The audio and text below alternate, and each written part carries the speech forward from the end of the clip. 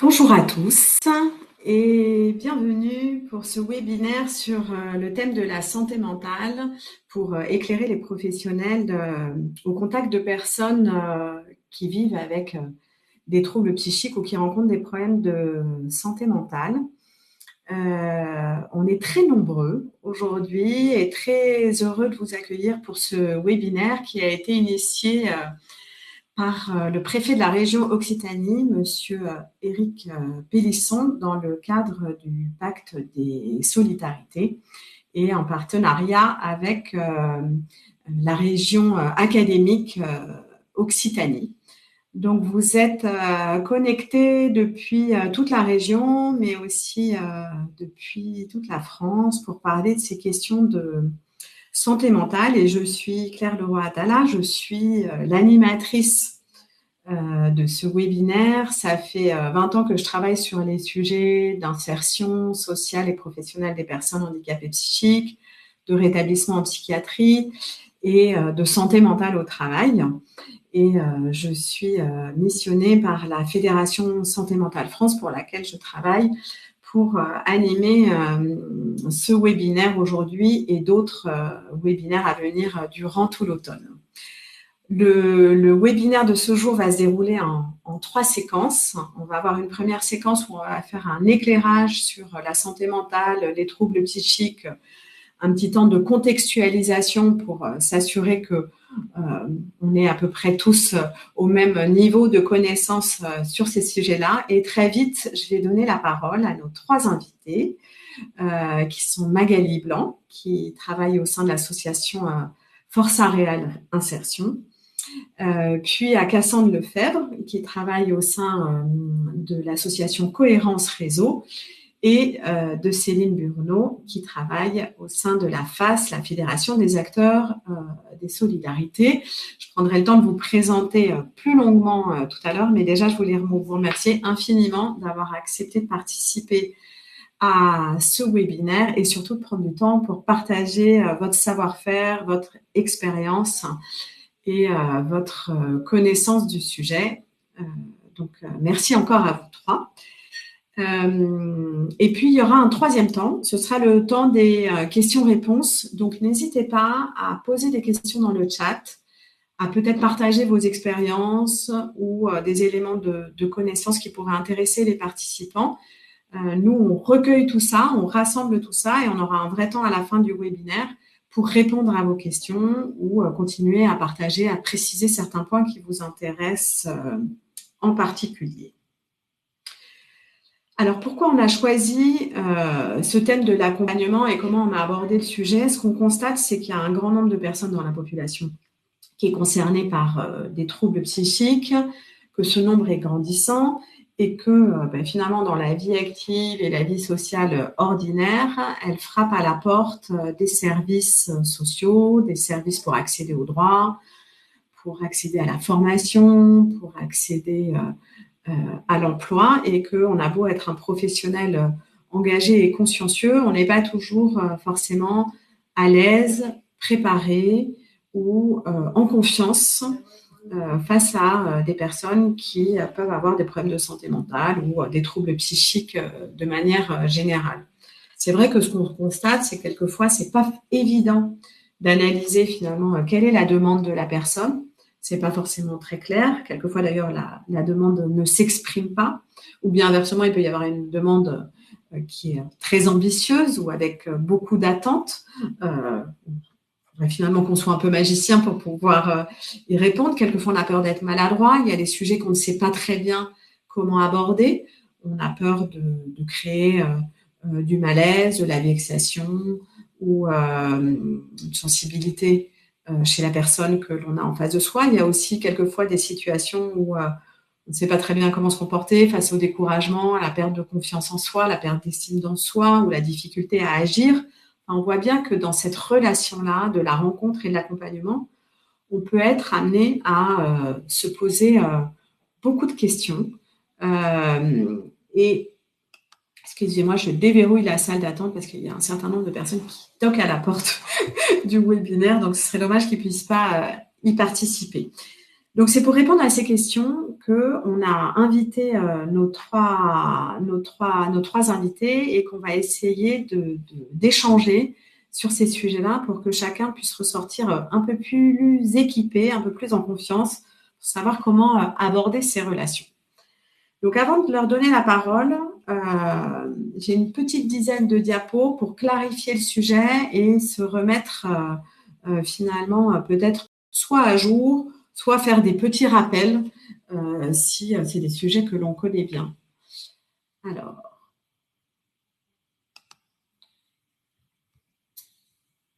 allons-y. Donc, comme je vous disais, l'idée, c'était de parler de l'accompagnement au sens large. On n'est pas forcément tous des experts, mais on peut être tous dans notre vie, d'ailleurs en tant que proche ou professionnel, dans cette relation-là de la rencontre qui va nous interpeller et nous interroger sur le sujet.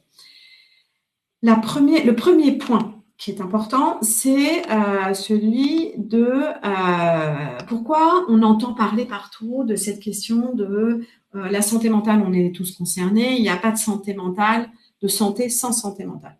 C'est que finalement, on a longtemps parlé, les messages de santé publique ont été très portés sur notre santé physique. On a beaucoup entendu les messages autour de l'alimentation, autour du sport, beaucoup moins autour de la santé psychique. Or, on est fait d'un corps et d'une psyché, et être en bonne santé, c'est aussi bien prendre soin de sa santé physique que sa santé psychique. C'est pourquoi l'OMS a un peu rattrapé le retard depuis un certain nombre d'années, et elle dit attention, on n'est pas en santé, notamment en bonne santé, si on n'est pas en santé mentale ou en bonne santé mentale, et on ne peut pas dissocier les deux. Et donc, l'OMS nous rappelle depuis un moment maintenant que la santé mentale, c'est quoi? C'est un état de bien-être qui permet à chacun de réaliser son potentiel, de faire face aux difficultés normales de la vie, de travailler avec succès de manière productive et d'être en mesure d'apporter une contribution à la communauté. Ce qui est intéressant dans cette définition et qui aujourd'hui fait référence sur le sujet, c'est que c'est d'abord un sentiment, c'est un état de bien-être, c'est un ressenti, c'est quelque chose qui est très subjectif et qui est propre à chacun. Ce n'est pas une donnée médicale absolue. C'est de l'ordre du vécu et du ressenti de la personne. La deuxième dimension de cette définition-là, c'est qu'elle va concerner notre capacité à agir, elle va concerner nos comportements et notamment nos stratégies, en considérant que la vie, c'est loin d'être un long fleuve tranquille et que c'est normal dans la vie d'être mis sous tension, d'avoir le sentiment que parfois on rencontre des obstacles, d'avoir des sentiments de blocage et que être en bonne santé mentale, c'est déployer des comportements qui sont adaptés pour faire face à cela et pouvoir vivre une vie épanouissante et déployer son potentiel, ses compétences, ses centres d'intérêt. Et puis enfin, c'est prendre sa place dans la société.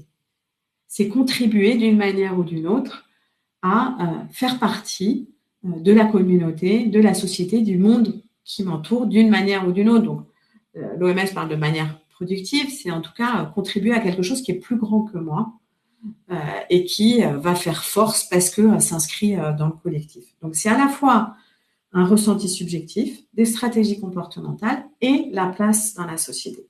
Et ça, c'est pas anodin parce que ça veut dire que ça donne du sens à cette expression quand on dit ça nous concerne tous, parce qu'on fait tous société, donc on a tous une santé mentale, on a tous des ressentis, on a tous des comportements et on a tous notre place à prendre dans le monde. Et puis, on fait tous société et évidemment qu'on s'adapte les uns aux autres dans nos comportements et dans la manière dont on vit ensemble. Donc ça va impacter la santé mentale des autres. Cette santé mentale, elle est par nature fluctuante. Elle est fluctuante au cours de la journée, elle est fluctuante au cours du mois, elle peut être fluctuante au cours de l'année et certainement au cours de la vie. Et elle oscille entre un pôle positif, qui est cet état de bien-être dont on parlait, mais c'est aussi cet état où on est capable de mobiliser ses ressources intérieures et extérieures pour faire face éventuellement aux difficultés, aux tensions et ce à quoi on va être exposé dans notre quotidien. Et puis, il y a un pôle positif qui, lui, est plutôt un pôle de ressenti, de souffrance psychique, de détresse, qui va éventuellement se traduire par de l'isolement, par du repli sur soi, par de la perte de confiance en soi, de l'anxiété finalement à justement prendre sa place dans le monde, à être dans le monde, à être en relation, des difficultés comportementales avec éventuellement des comportements qu'on n'arrive pas à réprimer et qu'on fait malgré le fait qu'on ne voudrait pas les faire. Ça peut aussi se manifester par des sensations et des ressentis hallucinatoires. C'est aussi sa pensée qui peut être désorganisée et qui va avoir des degrés divers. Ça peut être passager, lié à un événement de la vie tel que un divorce, une perte d'emploi ou un deuil, par exemple, la perte d'un proche. On parle alors plutôt de détresse psychologique, où il va y avoir une souffrance plutôt réactionnelle et passagère. Quelquefois, cette souffrance, elle peut être plus durable, elle peut être plus intense et elle va parfois nécessiter des soins médicaux, des soins thérapeutiques de la part de psychiatres ou de psychologues, entre autres. On parle alors de troubles psychiques parce que finalement, la vie est troublée. On a du mal à mener sa vie quotidienne et on a besoin d'être aidé, soutenu et soigné. Et ça peut faire l'objet d'un diagnostic médical qui alors est posé par un médecin psychiatre qui va éventuellement pouvoir identifier une maladie mentale telle qu'on les connaît dans les classifications médicales. Parfois, quand ces troubles s'intensifient et durent dans la vie, ils créent une perte d'autonomie et des difficultés dans la vie quotidienne qui vont supposer d'avoir de l'aide, d'avoir recours à des dispositifs de compensation et dans ce cas-là, faire l'objet d'une reconnaissance de situation de handicap psychique, c'est-à-dire qu'on va reconnaître qu'il y a un impact dans la vie quotidienne qui suppose de mettre en place des aides particulières. Ce qu'il faut avoir en tête, c'est que cette santé mentale, elle est en partie déterminée par ce qui relève de l'individu, donc ce qui relève de chacun de nous. Bien évidemment, les événements marquants de notre histoire, et notamment ce qu'on peut vivre pendant l'enfance, mais aussi au cours de la vie et parfois les traumatismes, mais aussi les rencontres que l'on peut faire. Et puis, il y a tout ce qui est lié plutôt à notre personnalité, notre estime personnelle, notre capacité à faire face à nos émotions. Et enfin, tout ce qui est plutôt lié à notre histoire génétique et héréditaire, qui va déterminer cette santé mentale. Mais la plus grande part de notre santé, notamment de notre santé mentale, on estime à peu près 60%, c'est plutôt des choses qui relèvent de l'environnement social dans lequel on se situe. Donc, est-ce que je vis dans une société dans laquelle les troubles psychiques et les problèmes de santé mentale sont complètement tabous et stigmatisés, dans lequel il n'y a pas d'accès aux soins, il n'y a pas de soutien, et je suis éventuellement victime de discrimination? Est-ce que je peux accéder aux soins?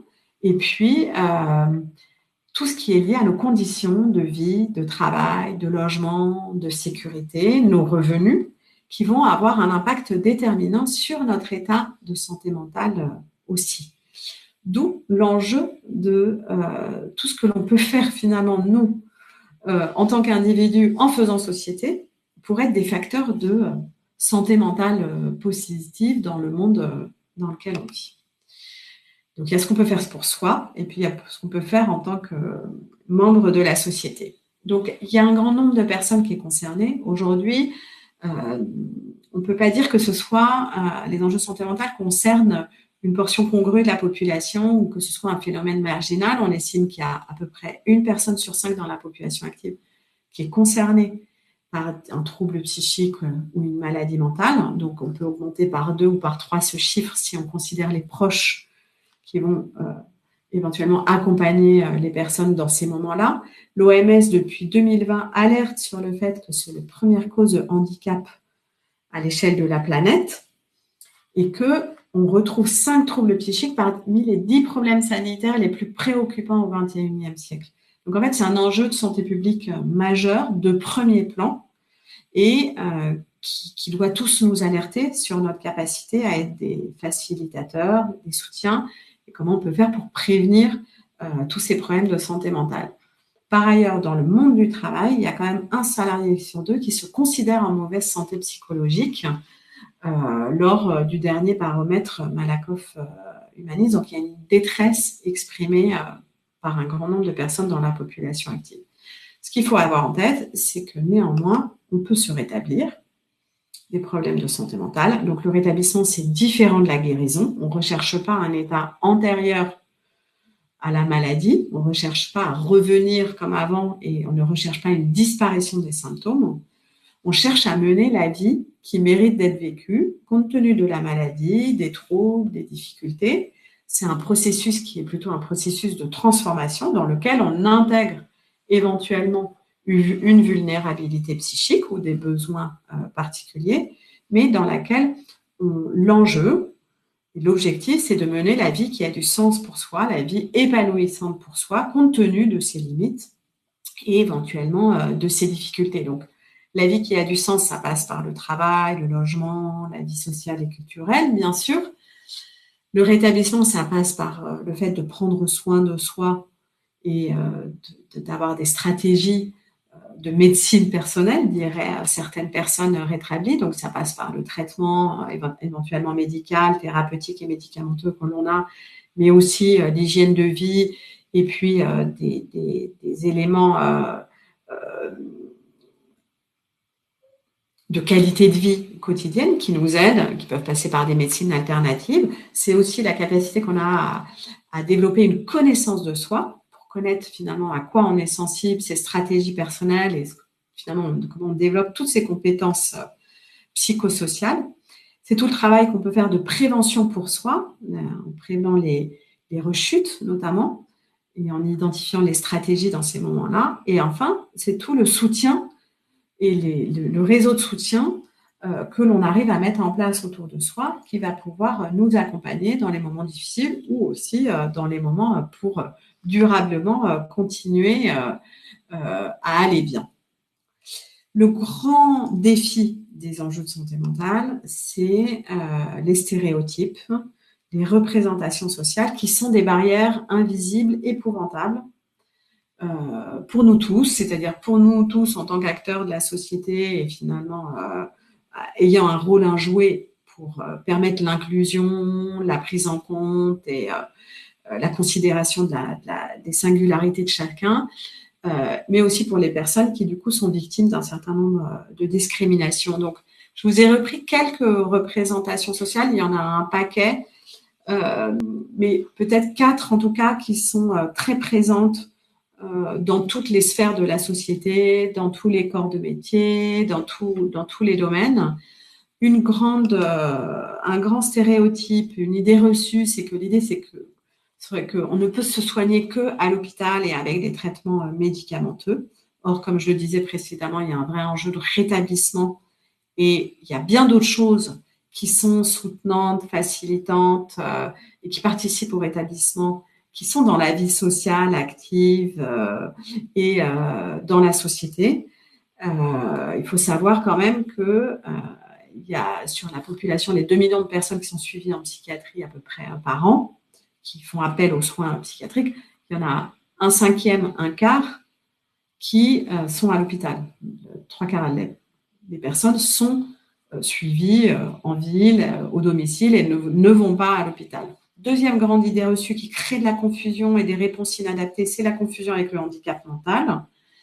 Donc là, on perd de vue que dans la problématique des troubles psychiques, il n'y a pas forcément de déficience cognitive, même s'il peut y avoir des difficultés cognitives passagères ou parfois un peu plus durables, mais il n'y a pas de déficience intellectuelle et que surtout, il y a un potentiel de rétablissement. C'est-à-dire qu'on peut être très mal à un moment, avoir de grandes difficultés, mais on peut aussi travailler la remédiation cognitive, les compétences psychosociales et se rétablir et retrouver un quotidien et une agilité psychique qu'on a pu perdre à un moment. Troisième idée reçue, c'est qu'on ne pourrait pas travailler, ou bien que dans le secteur protégé. Il faut savoir que le 3/4 des personnes travaillent en milieu ordinaire, n'en parlent pas forcément, et qu'il y a un grand souhait des personnes de travailler notamment dans le milieu ordinaire, et que c'est pas parce que de manière passagère on peut avoir des difficultés, on a besoin de se mettre à l'écart du travail, qu'on ne peut pas revenir au travail et perdre de vue toutes les compétences et les savoir-faire des personnes qui vivent avec des problèmes de santé mentale. Et puis, le quatrième sujet, c'est la dangerosité. C'est une idée reçue qui persiste et qui continue à planer et qui met à distance les personnes, malheureusement, et qui entraîne des comportements discriminants à leur égard. Et il y a cette idée qu'il y aurait un risque d'actes criminels ou d'agressivité. Or, on ne parle jamais de plutôt le fait que les personnes sont plutôt victimes d'agressivité, d'agression et d'actes criminels parce qu'il y a pour certains une situation de vulnérabilité et qu'elles sont uniquement dans 3 à 5% des situations de gestes d'actes criminels concernés par un trouble psychique. En fait, ce qui vraisemblablement génère de la violence, c'est plutôt la prise de toxiques que les troubles psychiques en eux-mêmes. Donc, pour terminer, la question qui se pose et pour faire la transition avec nos intervenants, c'est finalement comment moi, en tant que travailleur social, moi, en tant que proche, moi, en tant que professionnel de l'accompagnement ou de l'accueil, comment je peux être dans une posture soutenante face à une personne qui vit avec des problèmes de santé mentale et qui pourrait avoir besoin d'un accompagnement. Le premier enjeu et le premier élément structurant, c'est l'espoir que l'on peut avoir dans la personne, c'est-à-dire de ne jamais perdre de vue que toute personne peut connaître le chemin du rétablissement et que même si à un moment elle traverse un moment très difficile, elle peut entrer dans ce chemin-là. Il y a bien sûr toutes les capacités d'écoute et d'empathie, parce que un des gros problèmes et des gros sujets, c'est l'isolement, la honte, et donc le sentiment de ne pas avoir le droit de parler de ces problèmes. Donc c'est très précieux d'avoir cette écoute et cette empathie. Bien sûr, la considération des choix de la personne, parce que c'est un enjeu de citoyenneté derrière, de reprise du pouvoir d'agir, que souvent les personnes ont perdu lorsqu'elles ont fait l'expérience du soin et de la prise en charge. On a tout décidé pour elles et elles ne savent plus ce qui est bon pour elles. Et donc, il y a un enjeu majeur dans le rétablissement qui est de pouvoir à nouveau décider pour soi. Et puis, apporter du soutien et du conseil en orientant les personnes vers des dispositifs parce que on a souvent tendance à se plaindre en se disant qu'on n'a pas suffisamment de dispositifs d'accompagnement ou de lits ou d'écoute. Néanmoins, à l'échelle de la planète, on s'aperçoit qu'on a une multitude de ressources sur le territoire, des déclinaisons qui souvent sont mal connues, qui quelquefois ne sont pas à grande échelle, mais qui apportent des réponses et des vrais lieux ressources pour les personnes quand on a la chance d'en avoir connaissance, mais à condition d'effectivement souvent aller chercher dans un peu la jungle des acronymes et des dispositifs spécialisés qu'on ne connaît pas forcément. Donc voilà, je voulais juste qu'on fasse un petit rappel et un éclairage pour se remettre les idées au clair et qu'on puisse voilà, être complètement disponible et à l'écoute de nos 3 intervenantes du jour. Et pour démarrer, je vais passer la parole à Magali Blanc. Magali Blanc, elle est intervenante conseillère. Le titre exact, il faut que je m'en rappelle un instant, c'est accompagnatrice socio-professionnelle au sein d'un chantier d'insertion, au sein de l'association Força Real Insertion dans les Pyrénées-Orientales. Et Magali Blanc a été infirmière auparavant, avant de travailler dans le médico-social, et elle a une caractéristique, c'est son enthousiasme, mais aussi son expérience, sa grande expérience de l'accompagnement de personnes en réinsertion, et qui, sans être spécialiste des questions de troubles psychiques, ben, voilà, a petit à petit découvert le sujet dans son métier. Elle va nous raconter comment elle a mis en place des stratégies et trouvé des ressources pour l'aider face à ces situations-là. Magali, je vous laisse la parole pour le quart d'heure qui suit. Merci Claire.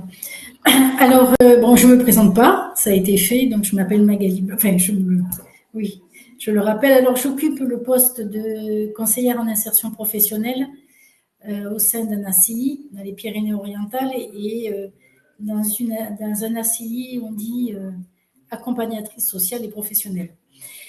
Ma participation à ce webinaire répond à un besoin de transmission de ma part qui découle de plusieurs constats qui sont de trouver des chemins et des pistes conduisant à des réponses adaptées afin d'améliorer nos connaissances et nos pratiques et prendre conscience de nos atouts, de nos forces et le plus important pour moi, de nos limites.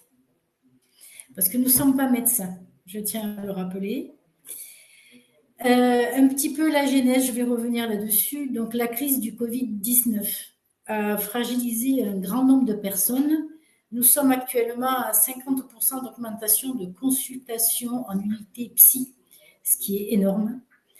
Les errances de rue, de soins et d'accompagnement dans le soin, car quand on traverse une période compliquée, le soin et le prendre soin passent souvent en dernier. C'est un constat. Moi, je vais vous parler de ce que j'ai mis en place afin de répondre à des situations difficiles et de partager tout ça parce que c'est très important pour moi. Donc, mes constats ont été les suivants à ma prise de poste. Il y avait de plus en plus de personnes qui sont livrées à elles-mêmes par le fait d'un repli sur soi lié à la crise que nous avons traversée. Les dispositifs d'aide aux professionnels travaillant auprès de ces personnes qui peinent à voir le jour, ça c'est une réalité, et qui les confrontent à des situations difficiles. L'isolement de ces professionnels, sans l'aide d'une analyse des pratiques qui est obligatoire dans le soin. Les démissions dues à ces situations. J'ai vu énormément de collègues pleines de peps, jeunes, qui avaient plein d'idées et qui sont parties parce qu'elles ont été confrontées à des situations qui pouvaient être violentes et elles n'avaient pas les réponses. Donc, toutes ces réponses m'ont poussée à chercher en tant que travailleuse sociale venant du soin des aides. Pour moi, l'accompagnement dans l'humanité des personnes rencontrant des troubles psychiques, c'est de considérer ces personnes dans leur globalité, et c'est très important, et arriver à garantir la stabilité et la continuité dans l'instabilité et dans la discontinuité, et d'être pour eux un point d'ancrage. Nous n'accompagnons pas des personnes en difficulté, mais mises en difficulté par leur pathologie. Les besoins pour y faire face sont importants. Nous avons tous besoin que des dispositifs d'aide soient mis en place afin de répondre à la situation sereinement, ou du moins le plus sereinement possible. Donc là, je jette une bouée à la mer. J'ai adapté ma pratique de CIP et d'ancienne soignante devant ces constats parce qu'il n'y avait pas encore de réponse des institutions qui régissent nos pratiques, en mobilisant mon réseau afin de constituer une banque de données aide. Au sein de ma structure, j'ai créé un partenariat avec les CES des Pyrénées-Orientales. Alors, les CES, c'est des centres d'examen de soins. Je sais que ça ne se fait pas dans tous les départements, c'est une volonté de la CPAM. Nous avons la chance d'avoir ça dans les Pyrénées-Orientales. Ce sont des centres qui accompagnent et qui font un check-up aux salariés que nous plaçons chez eux. Enfin, il y a une prise de rendez-vous avant et ils ont même un petit bilan psy. Donc, c'est vraiment très important de passer par là, surtout quand on a eu des personnes qui ont un parcours de rue ou qui a eu un parcours pénitentiaire. Un partenariat avec le CLAT de Perpignan, qui est le centre de lutte anti-tuberculose. Un partenariat avec le CARU d'Ascot, qui est le centre d'accueil et d'accompagnement à la réduction des risques et des usages des drogues. J'ai ensuite créé un partenariat avec le SAPA, qui est le centre de soins d'accompagnement et de prévention en addictologie. Donc ça, normalement, c'est dans tous les départements. J'ai ensuite dressé une liste des psys conventionnés dans le dispositif Mon Soutien Psy, qui est passé cet été de 8 séances avant à 12 séances maintenant, remboursées par la CPAM. Forte de cette liste, j'ai ensuite contacté le conseil départemental de mon département. mais je n'ai pas été entendue immédiatement. Mais bon, je lâche rien, moi, hein, donc je les ai bien tannés avec ça. Et à la vue, ils ont eu aussi des remontées de plus en plus nombreuses. Donc le conseil départemental m'a contacté et j'ai fourni ma banque de données. Le conseil départemental a ensuite organisé une réunion en ce sens en y ajoutant un partenariat que je trouve efficient avec la structure Cohérence Réseau afin qu'elle puisse intervenir auprès de nous. C'était pour moi la partie manquante et la plus importante de ma liste. Notre ACI a signé un conventionnement avec Cohérence Réseau afin qu'il puisse intervenir chez nous. Intervention pour moi essentielle. Et je vais vous dire pourquoi. Et c'est personnel, c'est afin d'être plus seul. Parce que quand on est accompagnateur social, généralement on est seul sur une structure et on est vraiment seul. De conduire les personnes prises en charge vers l'autonomie, et ça aussi pour moi c'est important, sans induire un besoin plus fort à l'accompagnement, en faisant un partenariat. D'échanger sur les pratiques, pour moi c'est essentiel. Ça me permet à un moment donné de ne pas rester ancré sur quelque chose, j'échange.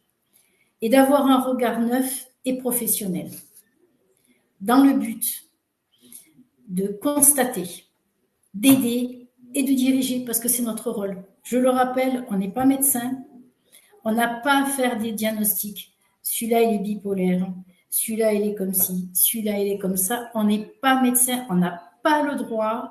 Et moi, ça m'agace. Ça, je peux vous dire que je n'ai pas des réactions très adaptées quand j'entends mes collègues qui disent ça.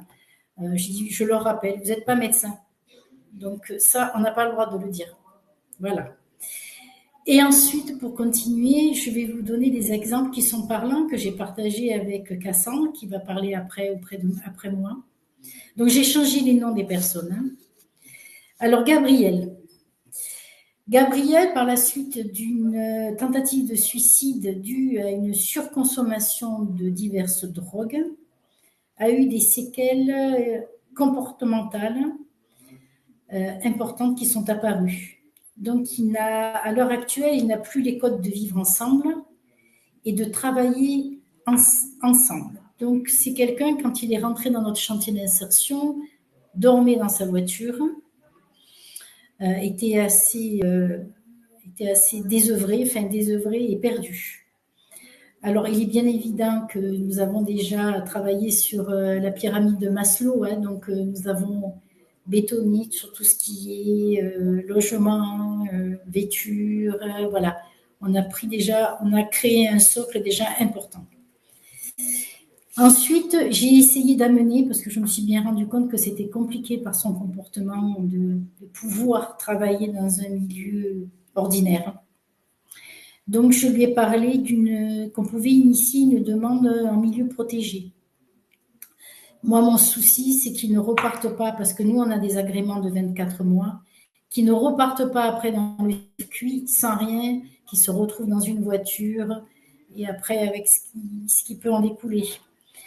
Quand je lui en ai parlé, il y a eu un déni important. Donc, je n'ai pas voulu être frontale avec lui. Et parce que je ne voulais pas couper le lien. Donc, c'est à ce moment-là que j'ai contacté Cohérence Réseau et j'ai partagé ça avec Cassan, qui a rencontré Gabriel. Voilà, qui lui a dit, elle a partagé. Après, je ne sais pas, parce que je n'étais pas à cet entretien. Mais à l'issue de ça, il a donné son aval pour que nous puissions initier cette demande.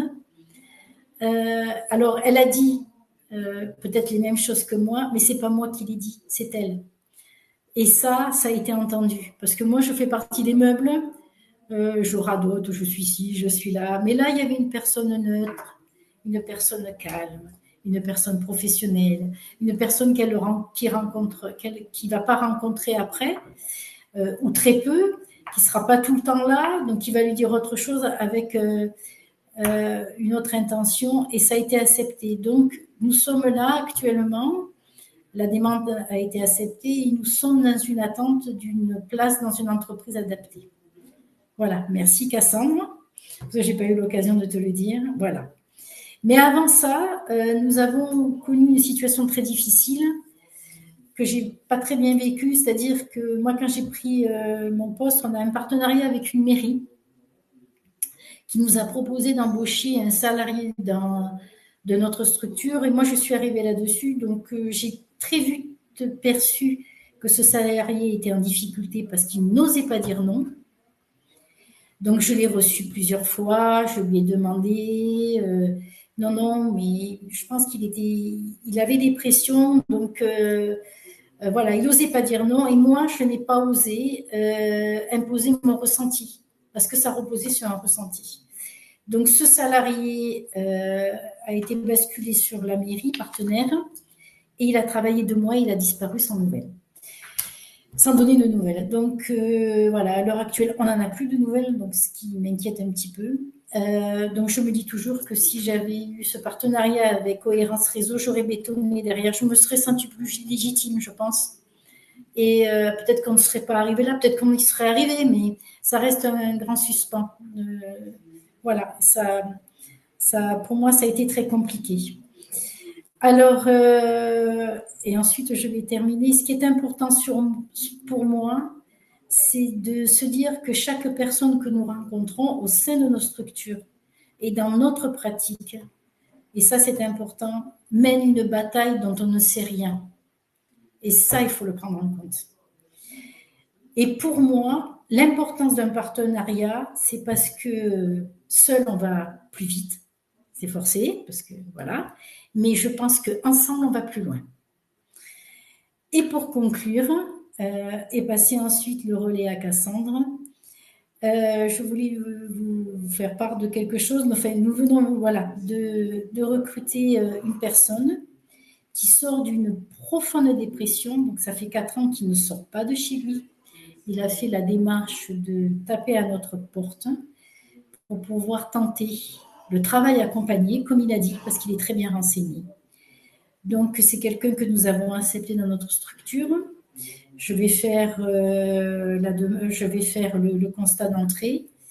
Je vais lui parler de Cohérence Réseau parce que j'aimerais, et Cassandre, je vais te contacter dans ce sens-là, créer ce partenariat pour le soutenir avec toi. Voilà. Je vous remercie de votre écoute et je passe le relais à Cassandre. Merci infiniment Magali pour votre éclairage et partage. Et je retiendrai de votre intervention à quel point finalement personne n'est l'expert du sujet et à quel point c'est riche d'être en pluridisciplinarité, pluri-regard face à des parcours de vie qui sont parfois difficiles. Donc, on a besoin effectivement les uns des autres.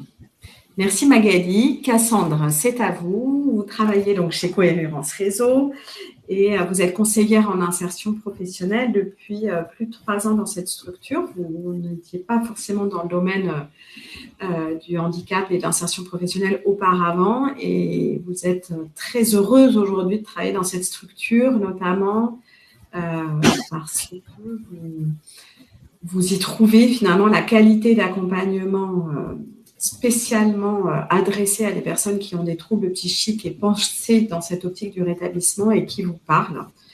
Et donc, vous allez nous expliquer un petit peu comment vous travaillez dans cette structure et vous abordez justement les questions d'accompagnement. Je vous laisse la parole, Cassandre.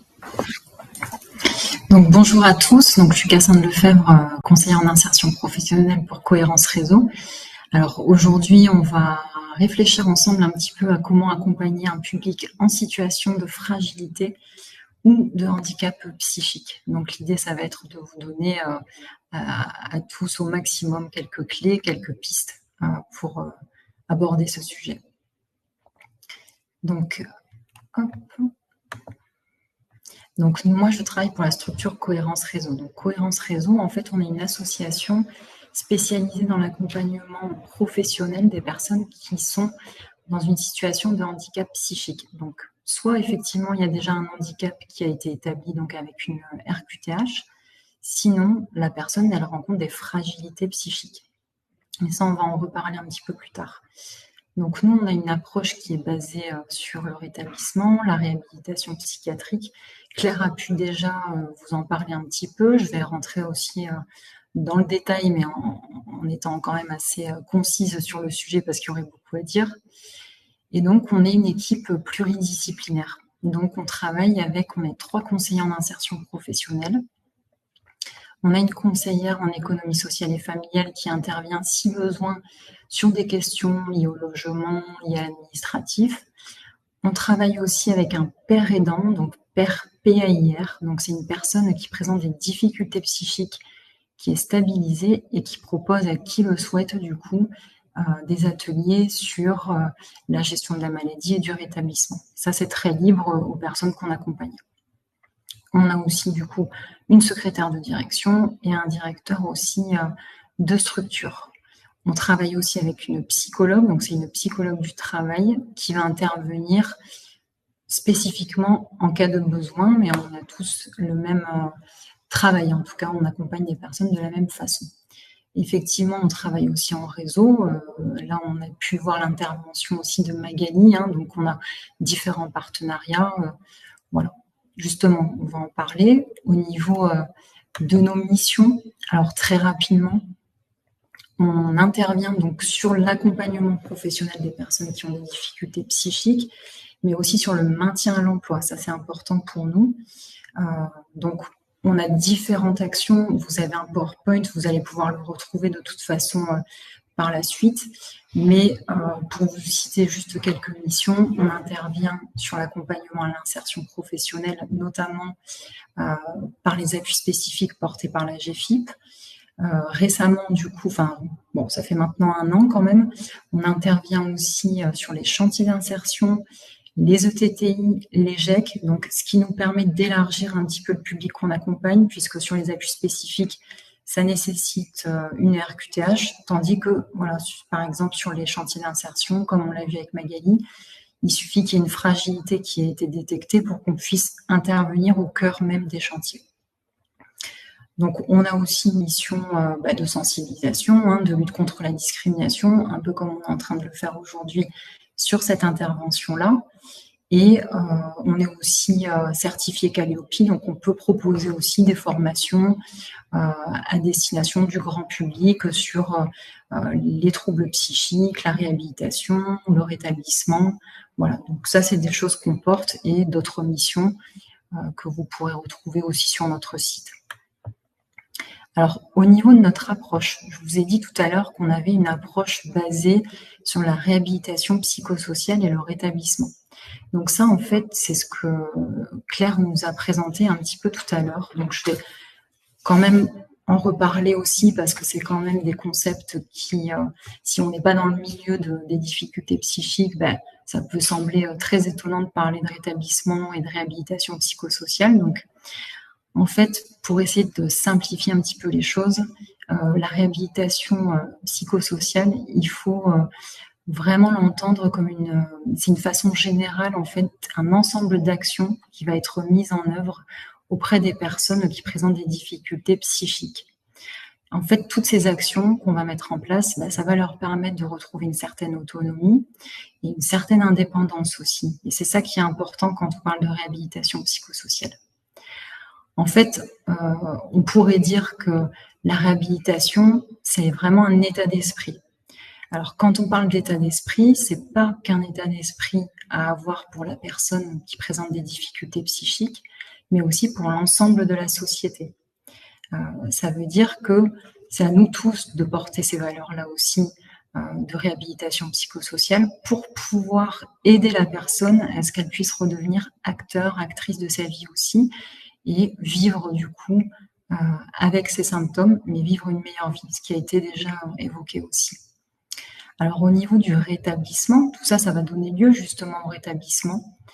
Le rétablissement, on l'a dit aussi tout à l'heure, mais vraiment c'est important de ne pas l'entendre comme une guérison, comme demain j'attrape un rhume, 4 jours après je vais être guérie. Là on ne parle pas de ça quand on parle de rétablissement dans les troubles psychiques. En fait, il faut l'entendre comme un chemin qui va être très personnel, très individuel. Il n'y a pas de recette magique pour le rétablissement. C'est au fur et à mesure de connaître sa pathologie, ses difficultés, que du coup, on va trouver ce chemin du rétablissement. Donc là, vous verrez, je vous ai mis une définition de Patricia Digan. Alors, je ne vais pas vous la lire, vous l'aurez de toute façon sur le PowerPoint, mais juste pour en dire quelques mots, Patricia Digan, en fait, c'est une usagère de la psychiatrie dans les années 90, donc elle est vraiment pionnière dans le concept de rétablissement, et elle est devenue psychologue à la suite de son parcours. Et en fait, elle a vraiment porté ce mouvement du rétablissement pour tous les usagers aussi de la psychiatrie à cette époque-là, et pour porter ce message qu'effectivement, en fait, oui, on peut se rétablir d'un problème de santé psychique. Ça, c'est encore une idée qui fait son chemin parce qu'on arrive à le voir plus facilement quand on parle de problèmes de santé physique, mais pas psychique. Et pourtant, c'est une réalité. Donc, en fait, si on voulait, par exemple, associer un mot pour simplifier un petit peu les choses au rétablissement, à la réhabilitation psychosociale, on pourrait y associer le mot espoir. C'est vraiment ça qu'il faut porter. Voilà. Alors, ensuite, ce qui est intéressant aussi d'évoquer, c'est que les personnes qui rencontrent des difficultés psychiques, elles vont connaître une certaine variabilité aussi dans leur cheminement de vie. Donc, en bleu, vous avez la ligne de vie d'une personne qui n'a pas de difficultés psychiques, et en rouge, celle d'une personne qui présente des difficultés psychiques. Donc, on voit bien que la courbe, elle est très variable, du coup, pour la personne qui présente des difficultés psychiques. Mais ça s'explique. En fait, ce qu'il faut savoir, c'est que les troubles psychiques, en général, vont se déclencher à l'âge du jeune adulte, sur la période de l'adolescence, et surtout, et c'est ça qui est difficile, c'est qu'il faut compter entre 8 à 10 ans pour pouvoir obtenir un diagnostic. Ce qui veut dire qu'il va y avoir une période d'errance pendant cette période-là, où la personne peut-être va connaître des pensées suicidaires, des tentatives de suicide, des phases d'hospitalisation. Et une fois qu'il va y avoir un diagnostic de posé, une prise en charge, la personne, elle va commencer à, du coup, se stabiliser au niveau de sa santé. Et donc, c'est là où vont naître aussi les envies, par exemple, une activité professionnelle, ça peut être créer sa famille, ça peut être plein de choses autour de ça. Et plus la personne, elle va avancer en âge, plus finalement, les choses, elles vont se stabiliser pour elle. Alors, pourquoi ? Parce qu'elle va avoir une meilleure connaissance aussi, justement, de sa pathologie, et elle va savoir, du coup, aussi comment gérer ses difficultés, comment avancer dans la vie, malgré ses symptômes. Voilà. Au niveau aussi, du coup, des troubles psychiques, on va y retrouver des conséquences, bien sûr. Donc, au niveau des conséquences, il va y avoir des conséquences à différents niveaux. Ça, c'est important de les comprendre aussi. On va avoir des conséquences, par exemple, au niveau cognitif. On en a parlé aussi un petit peu tout à l'heure. Par exemple, on peut remarquer que la personne, elle va avoir des difficultés de concentration, qu'elle peut avoir des difficultés aussi d'apprentissage, de compréhension de certaines choses. Alors attention, c'est vraiment important de faire le distinguo, ça n'a vraiment rien à voir avec une défaillance intellectuelle. Il faut comprendre, il faut essayer de se mettre à la place, en fait, par exemple, quelqu'un qui entend des voix. Si demain, cette personne, elle est en formation, vous imaginez qu'être face au formateur qui est en train d'expliquer quelque chose, un exercice, et vous allez essayer de vous concentrer là-dessus, mais qu'en même temps, il y a ces voix qui sont là, qui vont vous perturber, effectivement, ça va impacter la concentration. Donc ça, il faut le comprendre et faire la différence entre déficience intellectuelle. On retrouve aussi des conséquences au niveau affectif. Bien sûr, les personnes qui présentent des difficultés psychiques, elles peuvent aussi subir dans les relations sociales des difficultés, elles peuvent avoir des conflits relationnels, ça peut être compliqué pour elles à ce niveau-là. Il peut y avoir aussi des difficultés au niveau du comportement, donc peut-être aussi ce que disait Magali tout à l'heure, des choses qui ont été repérées, un comportement qui peut être un petit peu comme ça inadapté, des choses qui interpellent. Et puis, il peut y avoir aussi des conséquences au niveau social. La personne, elle peut avoir tendance à se marginaliser, à s'isoler, par peur aussi des préjugés, parce on en a parlé, on en a cité quelques-uns tout à l'heure aussi. Et du coup, voilà, se sentir tellement coupable de la situation, mal, qu'elle va vivre complètement dans l'isolement. Alors, le sujet là qui, je pense, nous intéresse tous aujourd'hui, là, c'est aussi ça, comment accueillir du coup une personne qui présente des difficultés psychiques. Alors, c'est normal de se retrouver un petit peu démuni, donc on va voir un petit peu ensemble comment aborder le sujet des troubles psychiques. Parler de santé, c'est pas facile, on n'est pas des professionnels de santé. Qu'est-ce qu'on pourrait utiliser comme élément pour arriver sur le sujet de la santé, justement? Et puis, voilà, peut-être un mot-clé qui peut aider aussi à justement enclencher le discours avec la personne et voilà, ouvrir des portes. En tout cas, c'est ça l'idée de pouvoir faire, de mettre à l'aise la personne. Voilà. Donc, les difficultés à aborder le sujet, bien sûr, c'est ce qu'on disait tout à l'heure. Parler de troubles psychiques, c'est pas facile. Voilà, ça, il faut être à l'aise avec ça. Il faut pas se culpabiliser non plus en tant que professionnel. Pourquoi c'est pas facile? Parce qu'on peut être gêné de parler de santé, parce que justement, on n'a pas toutes les connaissances nécessaires pour le faire. Et c'est normal, puisqu'on a chacun nos missions et nos domaines de compétences. Donc, ça fait partie aussi du jeu, de ne pas avoir les connaissances par rapport à ça. On peut aussi avoir peur de blesser la personne, donc ne pas oser aller sur ce sujet-là. Et puis aussi, il faut penser à la personne qu'on a en face. Parfois, elle va se méfier aussi de son interlocuteur, elle va avoir peur d'être jugée dans ses difficultés, elle va aussi avoir peur de la stigmatisation. Il y a énormément d'idées reçues sur les troubles psychiques, donc, et ça, tout le monde en a conscience. Donc, imaginez la personne qui présente une difficulté psychique, se livrer, ça va être quelque chose de très difficile. Et puis aussi, la personne, elle peut connaître une période de déni. Ça fait partie aussi voilà, du cheminement aussi. Quand on parlait de rétablissement, ça en fait partie, cette période de déni. Elle peut être dans un moment où elle n'a pas conscience encore des difficultés qu'elle rencontre, ou elle ne souhaite pas en parler et c'est pas le moment. Et ça, en fait, c'est OK, il n'y a pas de problème avec ça. Il faut respecter cette temporalité aussi de chacun. Et il faut le prendre en compte aussi dans l'accompagnement qui est proposé. En fait, vraiment, ce qu'il y a à retenir, c'est juste que on peut tous être à un moment donné le premier maillon, en fait, de la suite du parcours pour la personne. Donc, si on rencontre ces difficultés, qu'est-ce qu'on peut faire du coup? De quoi on parle avec la personne pour aller vers ce sujet de la santé psychique, de la santé mentale, du bien-être? Alors, qu'est-ce qu'on fait? On se retrouve avec une personne qui a des difficultés. Est-ce qu'on fait semblant en tant que professionnel? Est-ce qu'on parle de conséquences de la maladie? Est-ce qu'on va parler de maladie, de pathologie? Est-ce qu'on va parler de compétences? Ça, c'est des questions que je pense qu'on peut tous se poser à un moment donné quand on est confronté à cette situation. Bon, faire semblant, clairement, c'est pas la solution. On va pas faire semblant de pas voir qu'il y a un comportement qui n'est pas adapté. On va pas faire semblant de ne pas voir que la personne se sent pas très bien. Donc, c'est pas une bonne idée. D'ailleurs, si on fait semblant, on n'est plus du tout dans une posture d'aidant. Et donc là, on tombe à côté de ce qu'on est en train de rechercher. Est-ce qu'on va parler de maladie, de pathologie? Ça, c'est pas non plus la meilleure idée, puisque pathologie, maladie, diagnostic, tout ça, ça appartient au corps médical.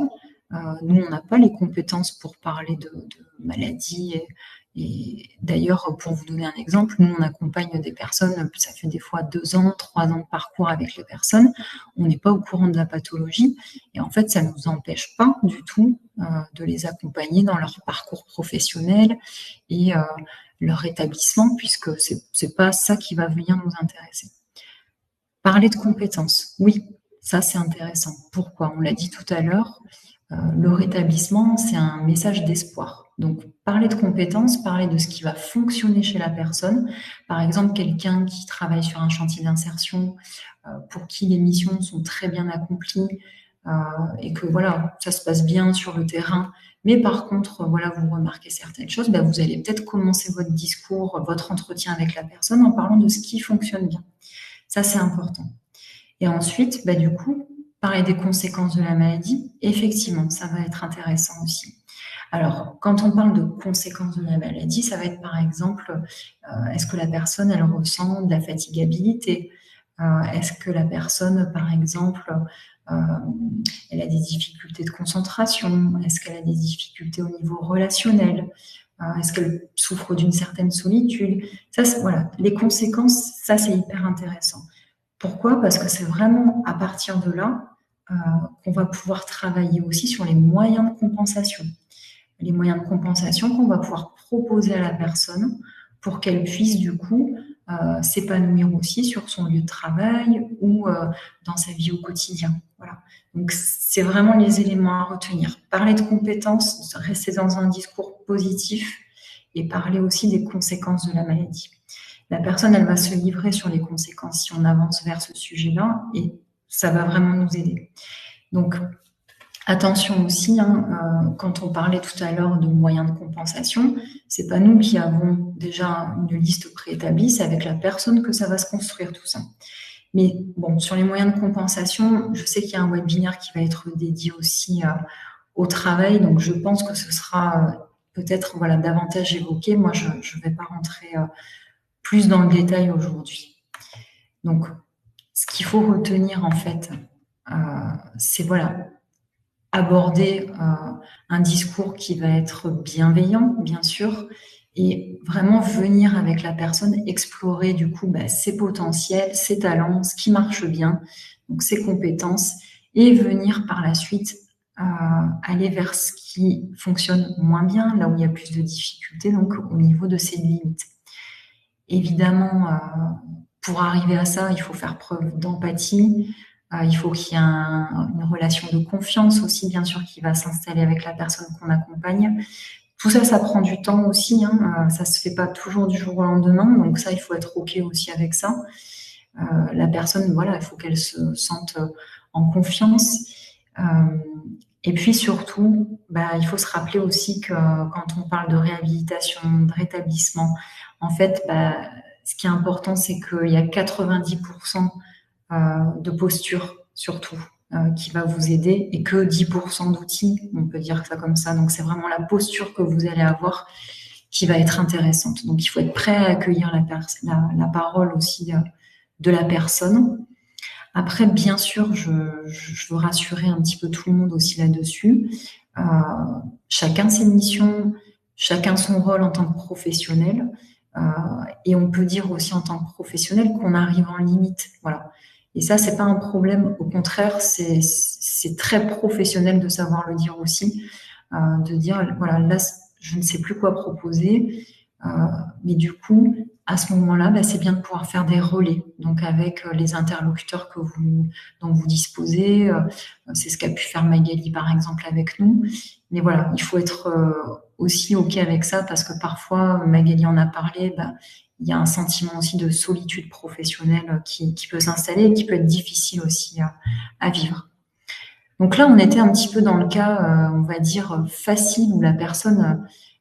quand même, elle venait se livrer, elle y allait aussi quand on lui posait quelques questions sur les compétences et puis si voilà, il y avait des choses sur lesquelles c'était un petit peu plus compliqué.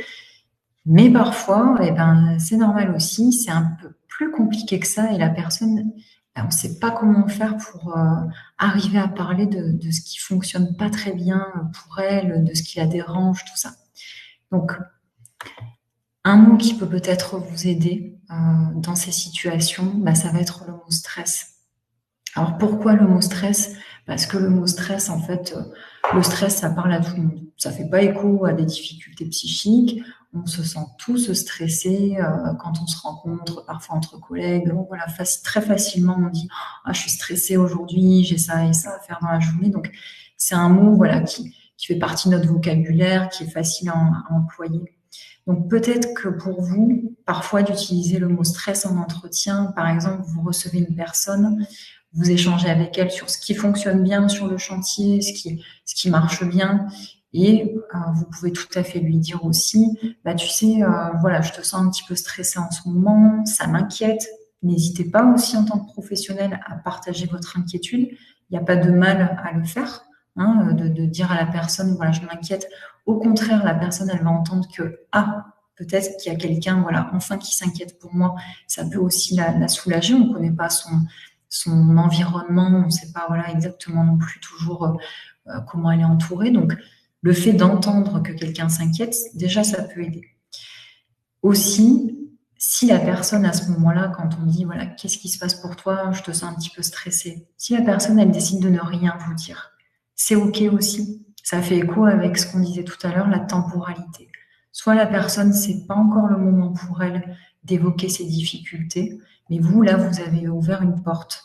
Vous avez ouvert une porte. Elle sait que si à un moment donné, elle a besoin de venir se confier, vous parler de ce qui est difficile pour elle, elle pourra venir vous trouver. Voilà. Donc, il faut aussi, en tant que professionnel, se soulager avec ça. Quand vous avez tendu la main, quand vous avez fait ce qui était en votre pouvoir, ce qui était possible, laissez aussi à la personne ce temps, voilà, qu'elle puisse s'en saisir, qu'elle puisse se sentir à l'aise et que ce soit son moment à elle. Parce que voilà, cette temporalité, elle est vraiment importante et elle est à prendre en compte tout particulièrement quand on parle de troubles psychiques. Voilà, donc j'espère que ça a pu vous donner quelques clés, en tout cas dans peut-être vos entretiens avec les personnes que vous accompagnez. Juste pour terminer, vous retrouverez tout le diapo qui vous sera envoyé. Il y aura aussi un annuaire avec les numéros en cas d'urgence et vous aurez aussi une bibliographie qui vous permettra d'aller un petit peu plus loin aussi sur le sujet si ça vous intéresse. Voilà. Donc, je vais laisser la parole du coup pour la suite à Céline. Merci. Merci infiniment Cassandre pour tous ces éléments de connaissance, de cadrage et de guidance finalement sur les aspects de posture et de comportement. Et je retiens effectivement 90% de la posture et 10% des outils. On est souvent rassuré par les outils.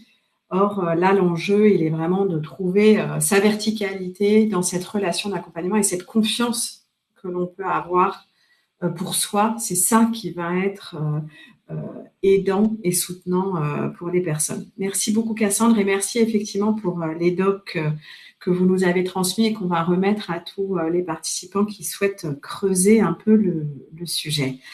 Merci également à Céline qui va prendre la parole.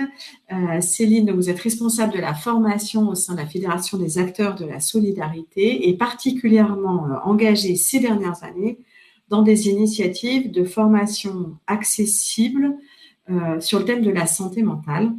Donc, dites-nous-en un peu plus là-dessus, que ça nous donne envie de nous former, nous équiper un peu mieux sur ces sujets-là. Je vous laisse la parole, Céline. Merci Claire. Alors effectivement, donc moi je travaille à la Fédération des acteurs de la solidarité, donc qui est un réseau de lutte contre les exclusions présent sur l'ensemble des régions et avec un siège national. On a différentes missions et l'une de nos missions, c'est de participer et de coordonner des projets territoriaux. Et donc à ce titre-là, moi sur la région Occitanie, je suis en charge de la coordination du plan quadriennal de formation des travailleurs sociaux en santé mentale.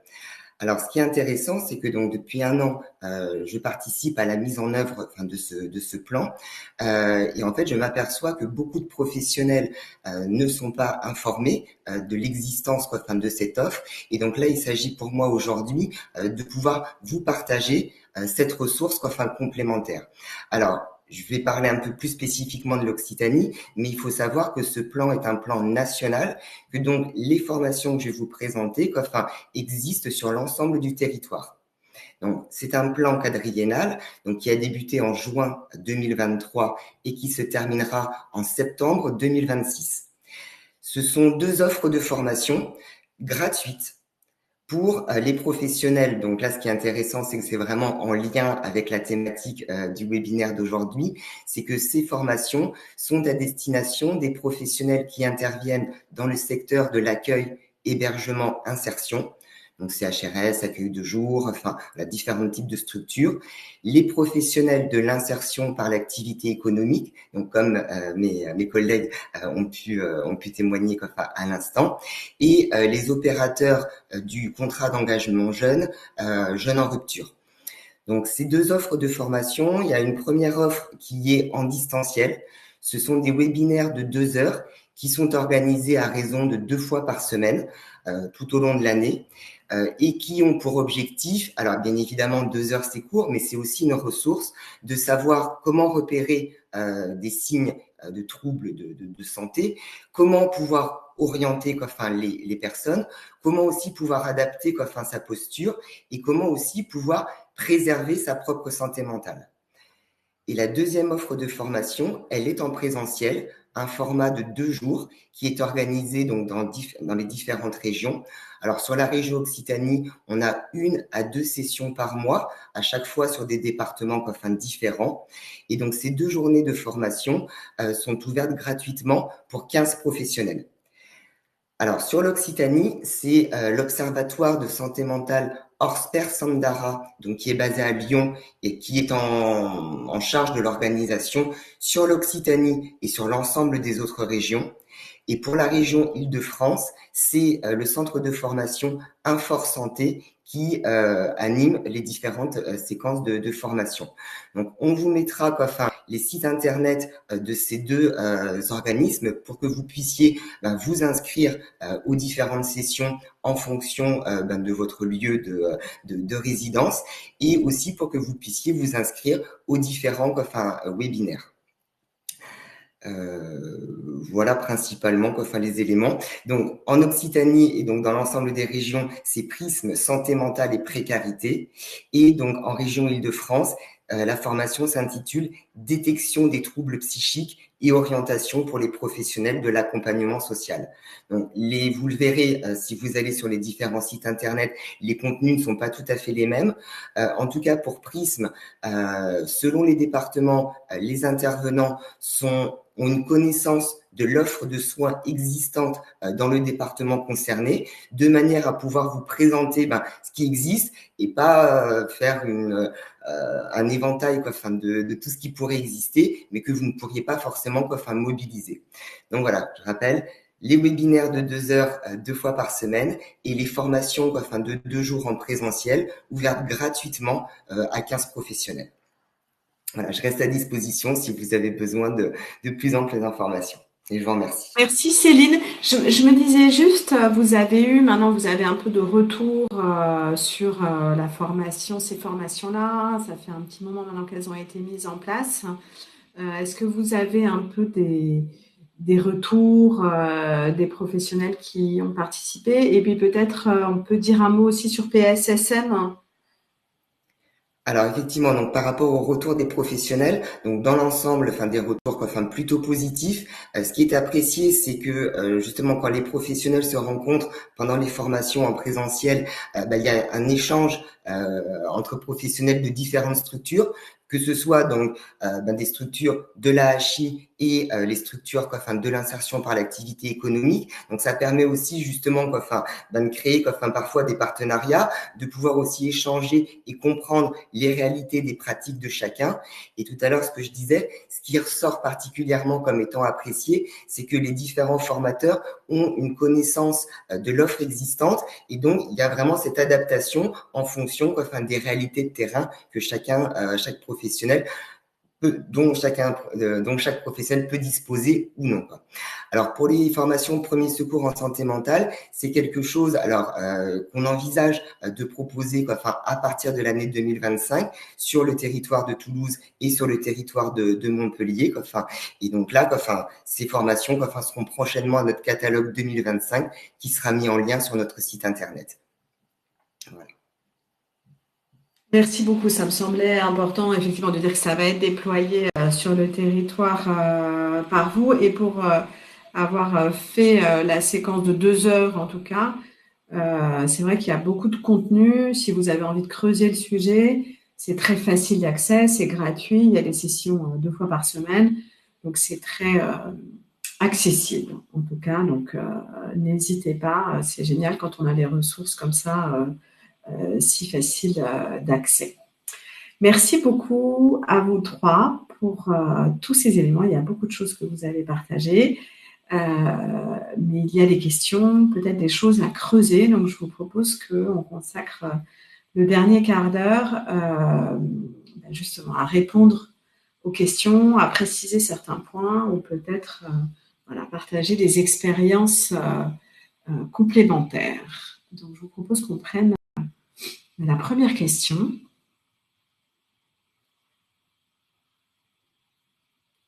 Alors, une première question qui demande, et s'il y a un trouble psy génétique, est-ce que cela change quelque chose? Alors, j'imagine que la question porte sur est-ce que cela change quelque chose à l'accompagnement en lui-même.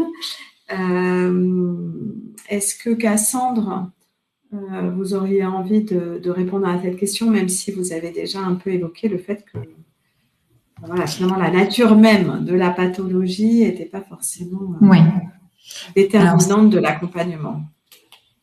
C'est ça. Du coup, par rapport à la question, Adeline, et si un trouble psy-génétique, cela change quelque chose? Alors, déjà, je vais repositionner un petit peu le cadre. Je ne suis pas psychologue, donc sur des questions très médicales comme ça, un petit peu génétique, tout ça, je ne vais pas rentrer là-dedans pour pas du tout dire de bêtises. Et puis surtout, en fait, ce qui est important, c'est que les troubles psychiques, finalement, on parle de tous les troubles psychiques. Il n'y a pas à faire de distinguo entre tel ou tel type de trouble psychique, telle ou telle pathologie, on va accompagner de telle ou telle façon. Il faut vraiment le prendre comme un ensemble et encore une fois, je vais le répéter, c'est les difficultés de la personne qui vont être intéressantes. Donc, ça ne change rien pour l'accompagner, cette personne-là. Et peut-être pour donner un autre point de réponse, par exemple, même si, là je suis en train de dire que la pathologie, on s'en fiche, mais une personne qui, pour que ce soit parlant pour vous, une personne qui va présenter une bipolarité et une autre personne qui va présenter une bipolarité, elles n'auront pas les mêmes difficultés. Donc ça, c'est des idées reçues aussi. C'est très, très individuel tout ça. Donc voilà, ça ne change rien sur les accompagnements. Merci Cassandre. Et c'est vrai que souvent on dit que les troubles psy, en tout cas c'est assez partagé, que l'origine des troubles psy est à plusieurs dimensions. Il y a une dimension génétique, une dimension individuelle et une dimension sociale. Donc effectivement, ça nous parle pas forcément, en tout cas ça ne nous éclaire pas forcément sur l'accompagnement.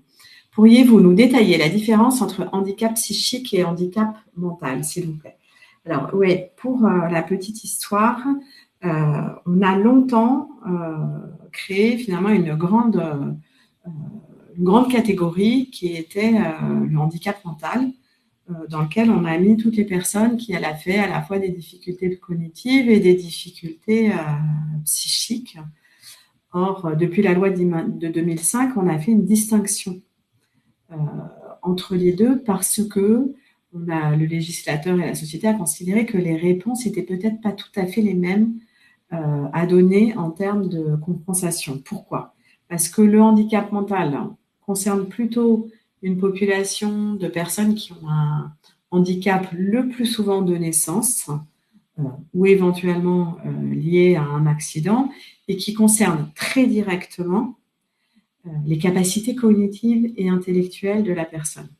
C'est-à-dire qu'il y a une difficulté de développement intellectuel qui, dans 90% des situations, est liée à un accident autour de la grossesse et au moment de la naissance.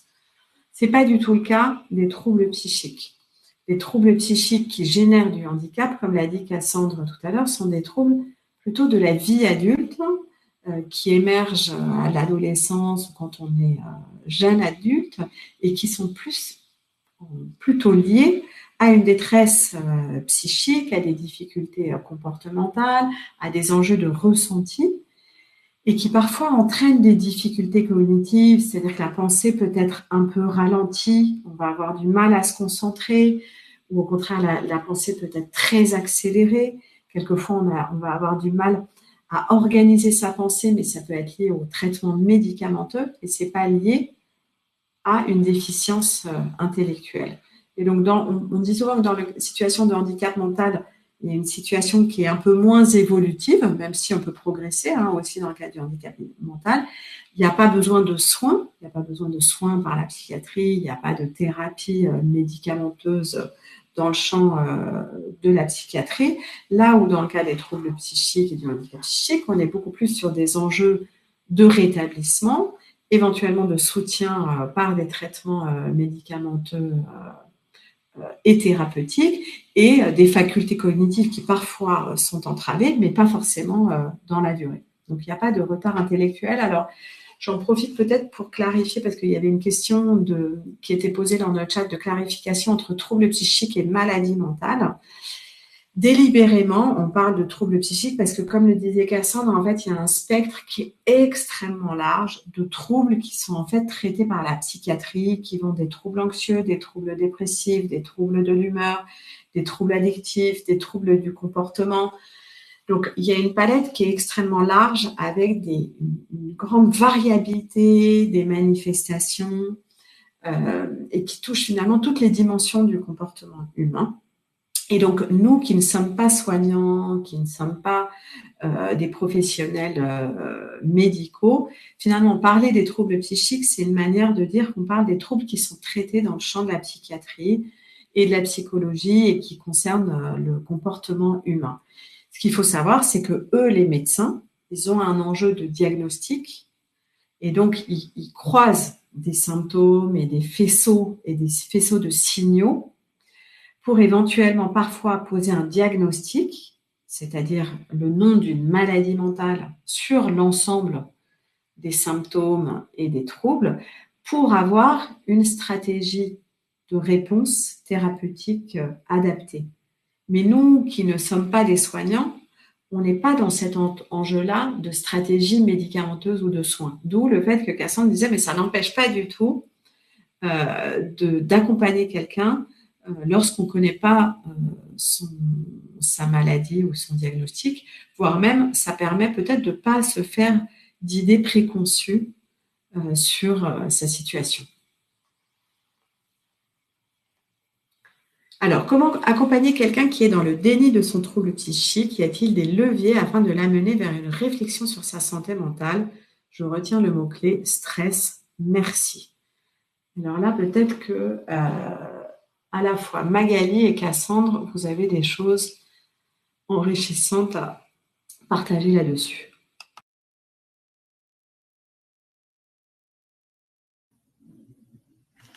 Bon, alors je vais commencer. Moi, j'ai un regard qui est aussi professionnel, donc j'ai vu aussi passer une question, on en parlera plus tard, sur comment réagir quand il y a un comportement agressif. Donc là, dans le déni. Voilà, la différence entre une névrose et une psychose. La névrose, c'est qu'on sait que nous avons un trouble et on fait quelque chose. La psychose, c'est qu'on est automatiquement en déni.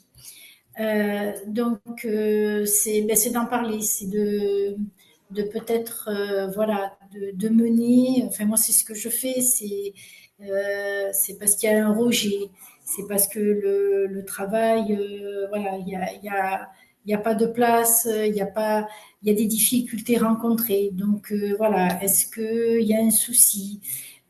Comment tu te sens, comment tu réagis. Je parle aussi beaucoup du stress aussi, voilà.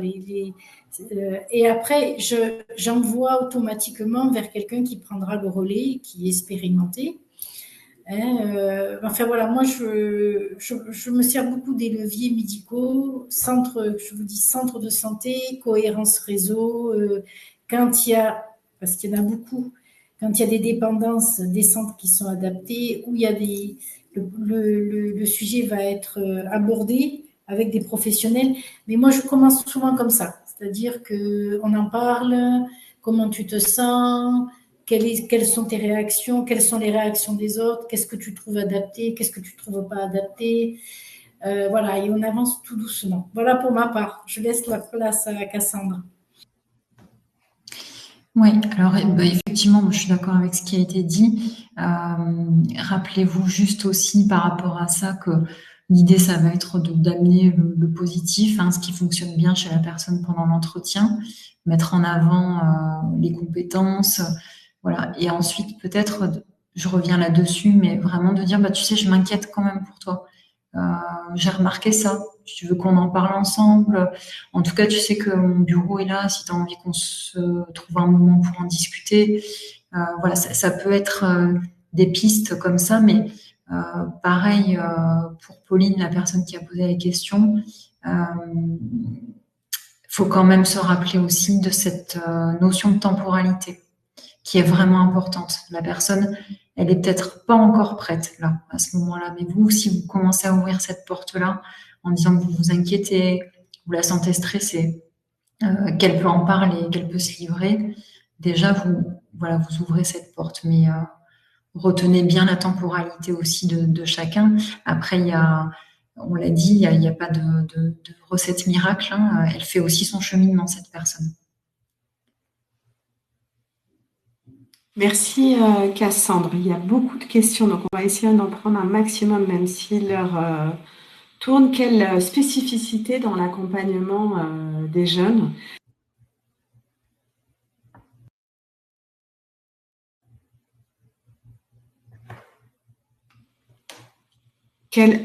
Alors, je ne sais pas si on a entendu la question là. Du coup, la nouvelle question, c'est quelle spécificité dans l'accompagnement des jeunes? Il y a un gros enjeu là par rapport à la question de la santé mentale des jeunes, où il y a une augmentation considérable de la souffrance des jeunes et des difficultés d'accompagnement et de réponse, notamment hospitalière, pour les accueillir. On fera un webinaire au mois de novembre sur les jeunes et les interventions, notamment dans les lycées, et les partenariats qui peuvent être menés avec des services hospitaliers de réinsertion. Ce qu'on voit aujourd'hui, c'est qu'il y a des dispositifs de communauté d'entraide entre pairs chez les jeunes qui fonctionnent très bien. Je vous invite à aller voir notamment la Maison Perchée, qui est une communauté d'entraide sur tout le territoire, puisque c'est une communauté finalement virtuelle, animée entièrement par des pères aidants formés à l'animation de groupe et où il y a du partage d'expériences et du soutien. C'est extrêmement précieux, c'est vraiment un lieu ressource pour un grand nombre de jeunes. Et il y a un certain nombre de dispositifs maintenant beaucoup plus dédiés sur la prévention du suicide et l'accompagnement dans les situations de suicide, de risque suicidaire chez les jeunes. Après, je ne sais pas si, Cassandre ou Magali, il y aurait un accompagnement spécifique pour les jeunes dans vos expériences?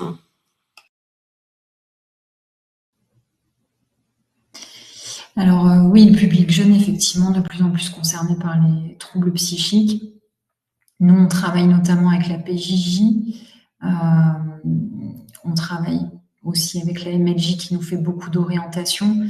C'est compliqué, cette tranche d'âge, effectivement, parce que, on l'a dit tout à l'heure, parfois, il n'y a pas encore de diagnostic et on est aux prémices des difficultés psychiques qui arrivent. Donc, voilà, c'est un travail qui de longue haleine aussi avec ce public-là, mais il faut se servir, comme l'a dit Claire aussi, là, de réseaux, de communautés où il y a des pairs aussi. Ça, c'est intéressant, encore plus pour les jeunes, parce qu'ils ont besoin de se reconnaître quelque part, en fait. Donc ça, c'est aidant aussi pour ces personnes. Oui, parce qu'en fait, pourquoi ces réseaux sont hyper puissants, c'est que il y a quelque chose qui est parfois de l'ordre du désespoir quand on décompense, quand on découvre la maladie. Et il y a en fait un des risques majeurs, c'est le désespoir. C'est-à-dire j'ai une maladie qui me condamne à vie à être dans la chronicité et à pas prendre ma place dans la société. Et le deuxième enjeu, c'est quand même l'errance. C'est-à-dire, finalement, je trouve personne en qui j'ai confiance, personne n'arrive à poser de diagnostic, il y a des stratégies d'évitement. Et donc, plus on est capable de vite permettre à des jeunes de trouver des points d'appui, des réponses adaptées, il y a quand même tous les centres experts aussi vers lesquels on peut orienter plus rapidement pour avoir des diagnostics et des réponses thérapeutiques spécifiques. Plus on rencontre aussi des personnes qui se sont rétablies, qui peuvent témoigner du fait qu'ils ont traversé des périodes de grande souffrance, mais qu'ils sont en rétablissement et qu'aujourd'hui, ils mènent leur vie, même si à un moment, ça a été très dur. C'est très important de les maintenir finalement dans la vie, dans une vie épanouissante et dans une confiance dans l'avenir. Et c'est ça qu'on peut soutenir plus particulièrement, même si c'est valable pour tout le monde, plus particulièrement chez les jeunes qui ont besoin, voilà, au moment où ils deviennent adultes, d'avoir confiance dans la vie qu'ils s'apprêtent à mener. Alors, on va prendre encore une question ou deux. Il y en a plein auxquels on n'a pas pu répondre. Comment accompagner également le conjoint d'une personne avec une problématique psy? Quels sont les assos qui peuvent aider? C'est décisif parce que les aidants, on sait très bien que dans les maladies chroniques et les troubles psy, les aidants ont un rôle clé à jouer. Ils sont porteurs souvent de cet espoir et de cette confiance. Mais il ne faut pas qu'ils s'épuisent parce que quelquefois, comme disait Cassandre, il y a un temps long qui peut être décourageant. Donc, il y a une grande association en France qui fait un travail formidable de relais, de soutien, d'accompagnement et d'écoute, notamment pour les aidants, qui s'appelle l'UNAFAM, UNAFAM. Donc, il y a des antennes absolument partout en France. Il ne faut pas du tout hésiter à les solliciter. Ils sont d'une grande aide et d'un grand secours. Je voulais aussi répondre à une personne qui, dans le chat, disait « Je me sens découragée parfois face à une personne qui a l'impression qu'elle ne va jamais s'en sortir. » Je voulais d'abord lui dire que c'est courageux de dire qu'on peut ressentir, nous, en tant que professionnels, du découragement. Et c'est pas un manque de professionnalisme, au contraire. C'est tout l'enjeu du rétablissement, c'est de tenir dans la durée. Et que dans ce cas-là, on peut avoir aussi besoin, en tant que professionnel, que quelqu'un prenne le relais, justement, soit porteur d'un autre regard, d'un autre point de vue. Et je voudrais partager une expérience qu'une père aidante avec laquelle j'interviens souvent me témoigne et raconte quelquefois. Elle dit « On est très très fort quelquefois pour être tellement persuadé qu'on ne va pas s'en sortir, que notre cas est désespéré, qu'on arrive à convaincre tous les gens autour de nous de notre cas désespéré et qu'il n'y a rien à faire pour nous. » Et donc elle dit là, c'est absolument indispensable qu'on ait des soutiens, des personnes qui ne perdent jamais de vue que le rétablissement est possible. Et un des moyens de faire ça, c'est de lire tous les récits, d'écouter tous les récits de rétablissement. Il y a maintenant en accès libre, gratuit, un nombre incroyable de témoignages sur Internet ou de livres qui ont été écrits par des personnes qui se sont rétablies après des parcours très, très chaotiques et très difficiles et qui ne sont pas pour autant des surhommes, qui sont juste des gens qui ont fait leur chemin de rétablissement, comme le disait Cassandre, et ça, c'est vraiment très inspirant et nourrissant pour des personnes qui se sentent parfois dans le désespoir. Il est 16h, notre webinaire se termine. Merci infiniment, vous avez été 1 millier de personnes à participer à cette rencontre. Merci infiniment d'avoir été là, de vous être connectés, d'avoir écouté Magali, Cassandre et Céline, que je remercie aussi énormément. Si vous